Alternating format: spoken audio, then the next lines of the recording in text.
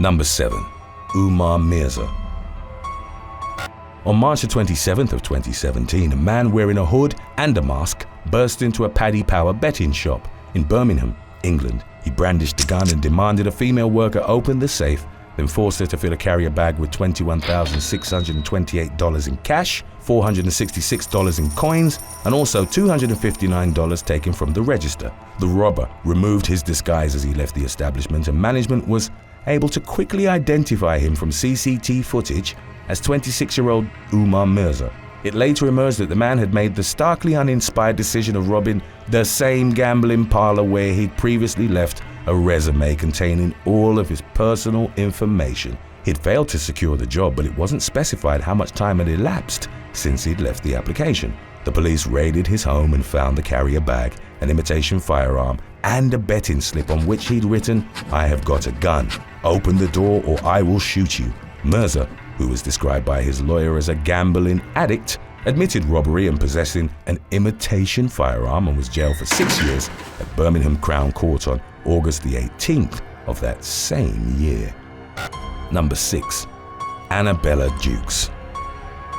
A New Mexico teenager and her boyfriend were charged with murder in January of 2022, following a failed hostage scheme. A combination of successive, ill-fated decisions eventually resulted in the death of 24-year-old former correction officer Elias Otero. In February of 2021, his brother Nicholas was lured by 18-year-old Annabella Dukes to a late-night in-person meeting at an address in Albuquerque she'd claimed was her home. They then drove to Alvarado Park in Nicholas's red Lexus. As he later told the police, his suspicions had begun to mount as Dukes asked him about the necklace he was wearing, where he kept his cash, and if he had a gun in the car. Nicholas then spotted the teen secretly calling someone later identified as her boyfriend, Adrian Avila, on her cell phone and letting him listen to their conversation. By the time Nicholas realized he was being set up, a second vehicle approached his from behind. He was robbed at gunpoint by Avila and an accomplice before being forcefully driven to the home of his older brother, Elias. It was there that the kidnappers threatened to kill Nicholas unless Elias gave them more money. The latter emerged from the residence with a gun and warned the other men he was going to shoot them. Avila then opened fire on Elias, killing him in the street. Nicholas jumped from the car as the suspects fled and later alerted the authorities. Dukes had used Snapchat in order to initially lure Nicholas, thus leaving a traceable digital footprint. Through the social media platform, she'd also tricked a victim in a previous carjacking of the very same vehicle that was used to kidnap Nicholas. Avila turned himself into the authorities in late December and Dukes was arrested the following month. They were each charged with murder, kidnapping, armed robbery, tampering with evidence, and conspiracy. Number 5. Bridgette Ann Barnett. Alabama woman Bridgette Ann Barnett was arrested by authorities in Tuscaloosa in January of 2013 after investigators found that she'd been selling marijuana out of a house across the street from a police station. It's unclear if the woman had been deliberately conducting the operation from the strategic perspective of hiding in plain sight, or if she'd been simply unaware of her proximity to the law enforcement headquarters. Sergeant Brent Blankley with Tuscaloosa Police described the 24-year-old's choice of location as very surprising after agents from the West Alabama Narcotics Task Force had executed a search warrant at the address and found marijuana along with drug paraphernalia.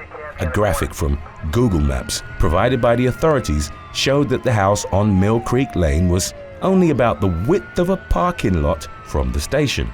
Barnett was booked into Tuscaloosa County Jail on an $81,000 bond after being charged with 2 counts of first-degree distribution of marijuana, 1 count of possession of marijuana, and 1 count of possession of drug paraphernalia. Number 4. DEBRA Hamill.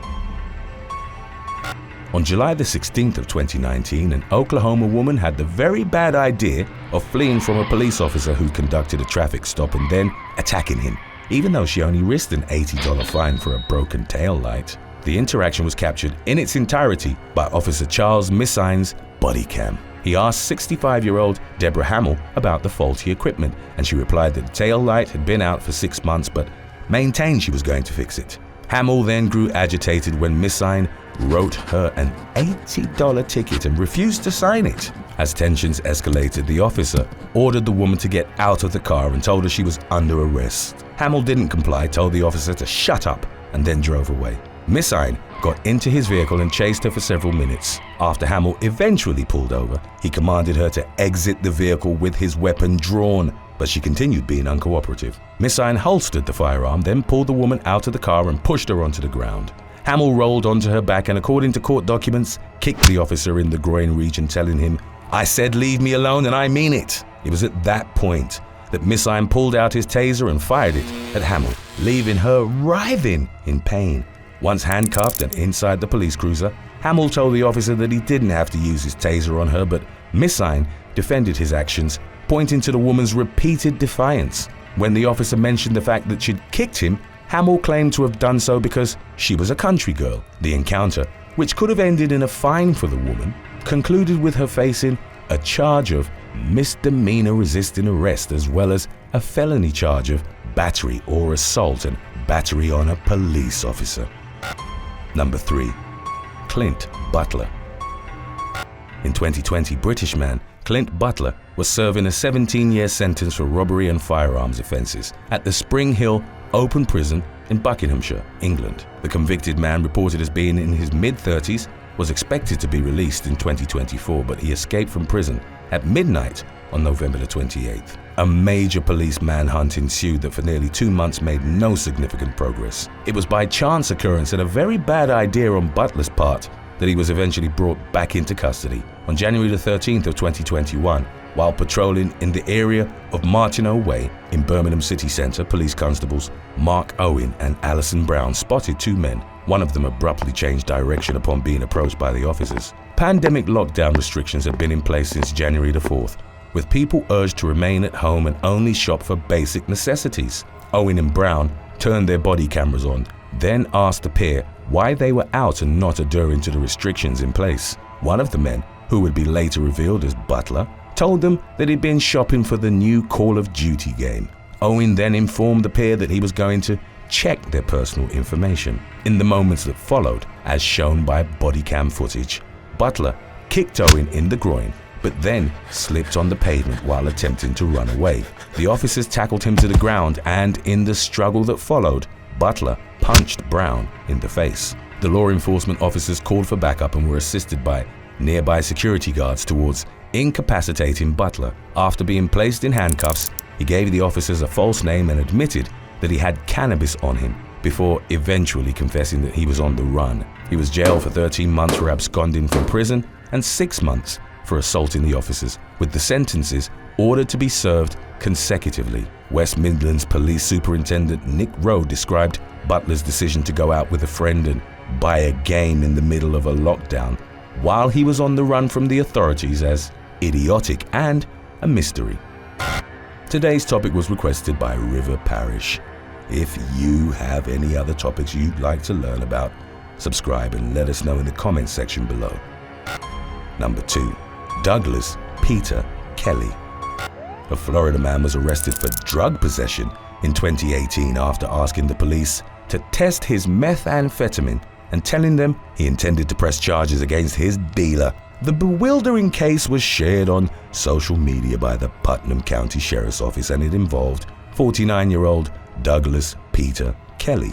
He reportedly called detectives in the drug unit and told them he'd suffered a violent reaction after smoking the methamphetamine he'd purchased a week earlier. Kelly wanted investigators to examine the product so that he could take legal action against the dealer for selling him the wrong drug. The detectives, albeit taken aback by the call, were happy to oblige and told Kelly to come down to the station, which he did.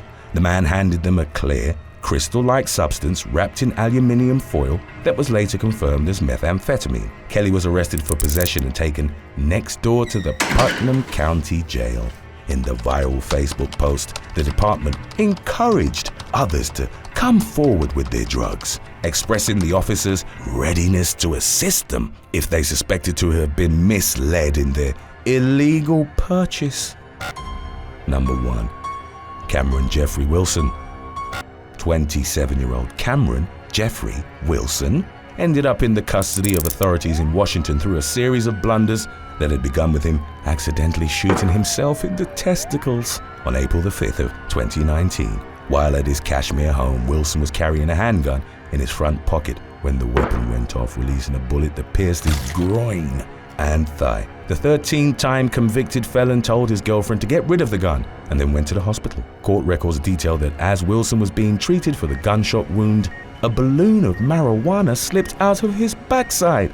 He fled the scene but left his car behind, and police officers, who'd previously been alerted of the gunshot wound, searched the vehicle. They found a bag of methamphetamine in the blood-stained jeans that Wilson had been wearing when he shot himself. Law enforcement issued an arrest warrant, and on April the 18th, Wilson surrendered. He was taken for processing at the Chelan County Regional Justice Center where, as the man was being strip-searched, yet another bag of marijuana slipped out of his backside. The sequence of very bad ideas continued, with Wilson placing several calls out of the jail, asking his girlfriend not to cooperate with the authorities. In spite of his lengthy criminal experience, Wilson failed to realize that the authorities were listening in on the calls. Wilson was held on a $110,000 bail after being charged with possession of a firearm, unlawful possession of meth, possession of a controlled substance in a correctional facility, and 4 counts of tampering with a witness.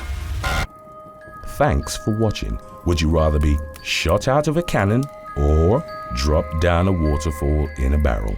Let us know in the comments section below.